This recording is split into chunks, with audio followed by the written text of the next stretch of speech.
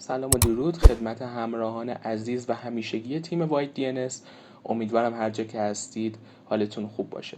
در آموزش امروز ما میخوایم بریم سراغ MITM و سرورلس پترنی ها که هر دوتاشون در زمان قطعی نت بین الملل وصل بودن توی قطعی قبلی و خیلی سرعت بالایی دارن، یعنی همین الان هم وصل هستن و به شدت به شما سرعت بالایی میدن و به درد اینستاگرام، یوتیوب و وبگردی، کارهایی که میتونید با گوگل، سرویس های گوگل انجام بدید، گیت هاب و استفاده میشن، ولی برای تلگرام نمیتونید باش وصل شید.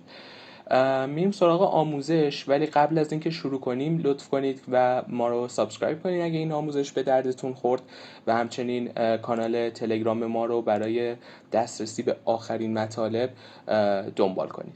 بریم سراغ آموزش. خیلی خوب، قبل از اینکه ما آموزش رو شروع بکنیم شما باید کلاینت مد نظر رو داشته باشید که برای ویندوز کلاینت V2RAN هستش که شما میرید وارد این لینک میشید، قسمت ریلیز ها انتخاب میکنید و اینجا نسبت به دستگاه خودتون دانلود و نصبش میکنید یا اکسترکتش میکنید.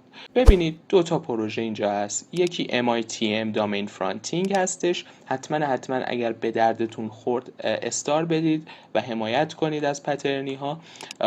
این هم مجددا من این لینک ها رو برای شما میذارم که اگر به دردتون خورد حتما حمایت کنید. و یه پروژه دیگه هم هست سرورلس که این دوتا هستن. اول ما میریم سراغ سرورلس و اگر براتون کار نداد بیایم سراغ MITM که یه مقدار پیچیدگی بیشتری داره، خیلی کم. برای سرورلس خیلی ساده است کار ما. شما کافیه که بیاین و این لینکی که اینجا گذاشته شده، لینک سابی که گذاشته شده رو کپیش کنید و بعد بیایید و وارد V2RAN بشید. همینطور که میبینید من اینجا این دانلودی که کردم این بود و بعد اکسترکتش کردم و به این صورت در اومد. خیلی خب، الان من بذارید V2RAN اصلیم رو ببندم. حالا من این V2RAN رو باز میکنم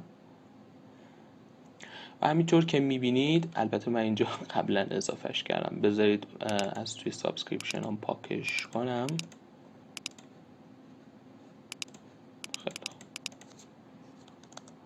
خیلی خوب، همینطور که میبینید برای بار اول وقتی نصب میکنید یه همچین فضاییه و کاری که میکنید اینه که اون لینکی که کپی کردیم و شما یا میتونید کنترل V بزنید تا پیست بشه یا میتونید از قسمت کانفیگوریشن اینجا ایمپورتش کنید. همینطور که میبینید یه ایمپورت ساب برای ما تشکیل میشه و وقتی که شما میاید روی این ایمپورت ساب کلیک میکنید اینجا از قسمت سابسکریپشن گروپ اینجا آپدیت کارنت سابسکریپشن without proxy رو بزنید. دقیقاً برای اندروید هم همینه. شما همون لینک رو توی اندروید کلاینتتون کپی میکنید و بعد آپدیت سابسکریپشن میزنید و دو تا کانفیگ برای شما میاد که یکیش سرورلس ورژن 48 لو دیلی هستش و یکیش ورژن 48 های دیلی هستش که دیگه بستگی داره کدومش برای شما وصل بشه. پینگ نمیدن، ازشون پینگ نگیرید.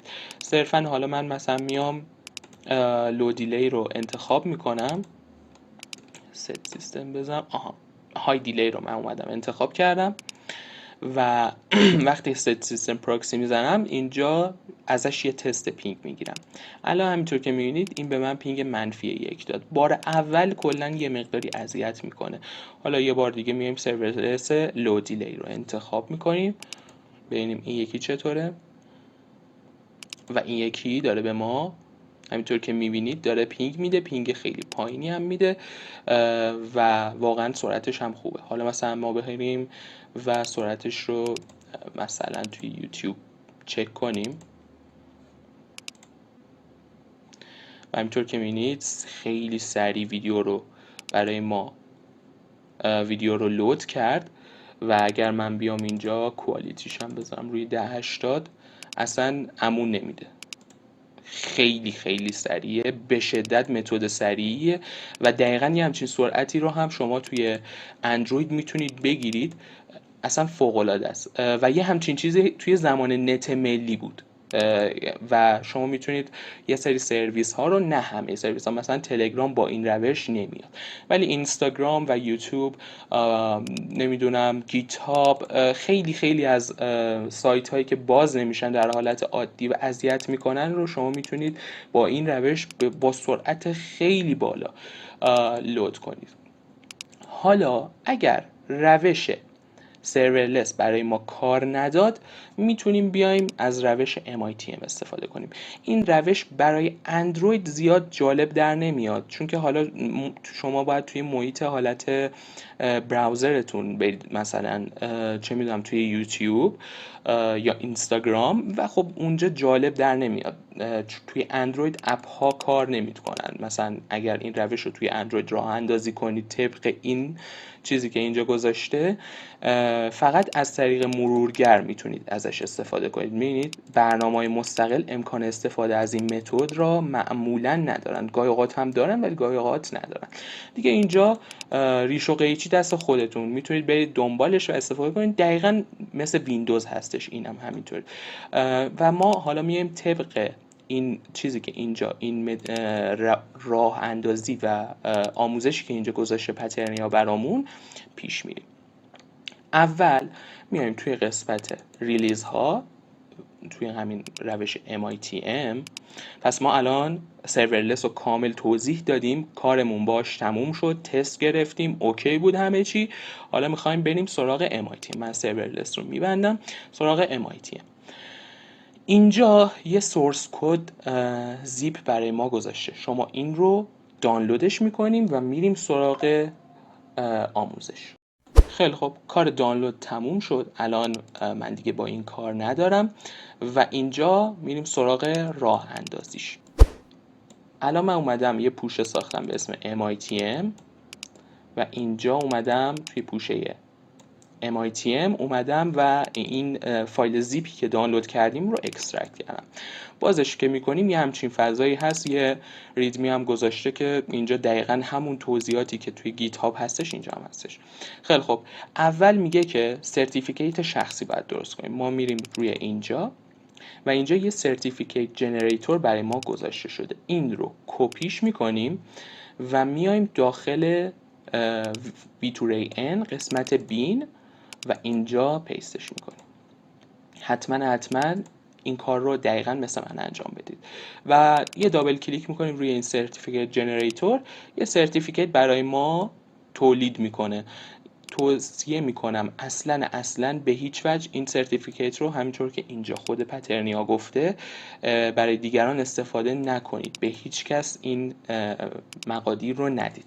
اما اینجا اینتر رو که بزنیم برای ما یه فایل mycert.crt درست میشه و یه فایل mycert.key.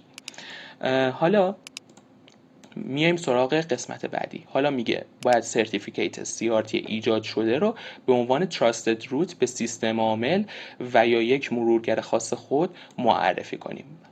اول میریم سراغ سیستم عامل. ما اینجا mycert.crt رو ببخشید نباید دابل کلیک میکنم، کلیک راست میکنیم روش و اینستال سرتیفیکیت رو میزنیم. یه همچین چیزی برای ما باز میشه به عنوان لوکال ماشین و بعد place all certificate in the following store. براوز میکنیم و اینجا این رو انتخاب میکنیم. اوکی، next و فینیش. به همین راحتی تموم شد. و حالا برای مرورگر رو هم میتونید این دقیقاً مثل اینجا از این قسمت setting برید توی privacy and security. الان من میارم براتون که دقیقاً همینجوری باشه. توی قسمت setting من اومدم وارد privacy and security شدم.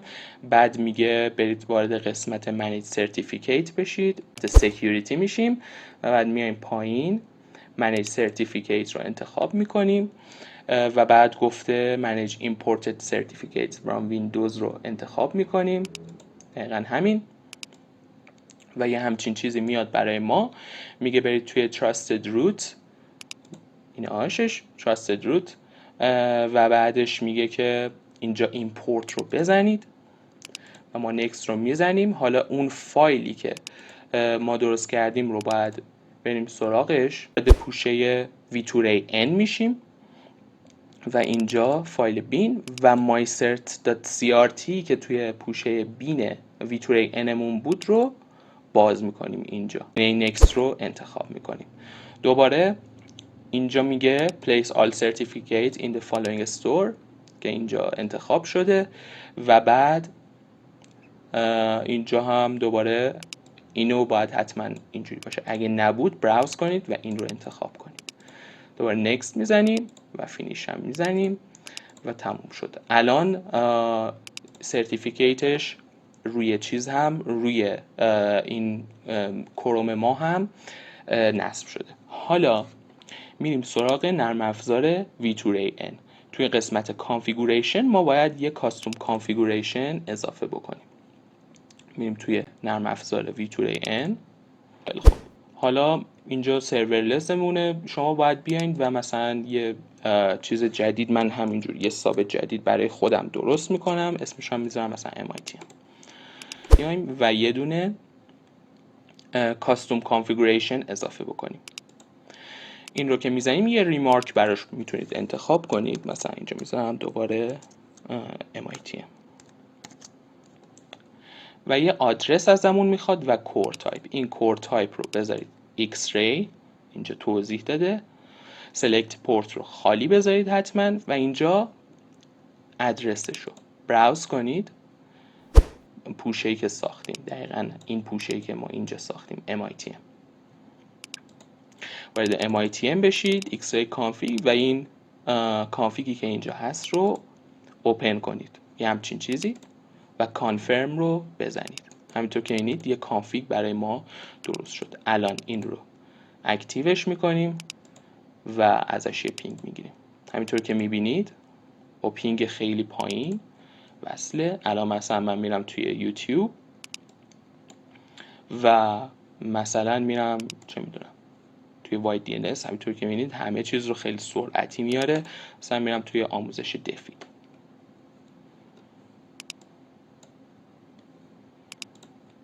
مثلا ستینگش هم بذارم کوالیتیش رو روی 1080.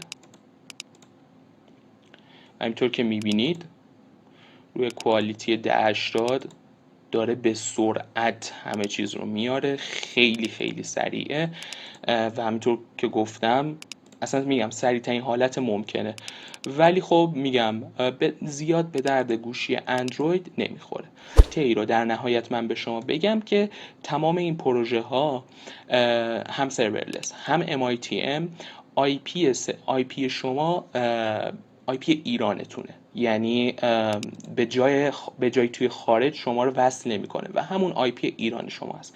اگر یه وقت کار حساسی داشتید که اگر آی پی ایران استفاده بشه توی اون کار ممکنه به مشکل بخورید، توصیه میکنم که از این روش ها برای اون کار حساس انجام ندید. امیدوارم که این آموزش به دردتون خورده باشه و حتما اگر بازم میگم به دردتون خورد ما رو دنبال کنید تا از آخرین ویدیو و اخبار ما جا نمونید. تا دیدار دیگر، بدرود.